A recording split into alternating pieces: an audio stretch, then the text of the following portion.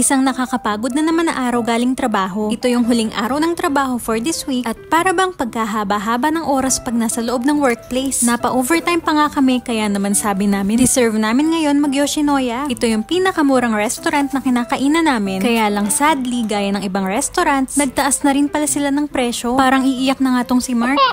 Recently nga ay pataas na ng pataas ang mga presyo ng bilihin dito. At ang yen naman ay pababa ng pababa. Nagtaasan na lahat, ako na lang yata ang hindi. Pero buti na lang ay may malaking good news. Ngayong taon daw ay magkakaroon ng deduction sa babayaran naming taxes. Kahit pa magkano lang yung ibawas, sobrang laking tulong na nun. Grabe kasi ang bayarin sa taxes pa lang dito sa Japan. At syempre, di pa pahuli ang pagtaas ng gasolina. Unang pagpapagas namin dito ay nasa 110 yen lang per liter. At syala, 161 na ngayon. Bongga, diba? Buti na lang sagot lagi ng mga company yung mga transportation fees. Speaking of company, dahil nga summer na dito, kanina ay namigay na sa amin ng mga vest fan. Napatawa na lang si Mark dahil kabibili lang niya nito nung nakaraan. Buti na lang di ako gumaya sa kanya. Nakalibre pa tuloy ako. Yun nga lang, di kasing ganda ng quality nung binili ni Mark. Pero okay na rin, basta may hangin. At ang mahalaga, libre pa. Di ako nawala ng isang lapad.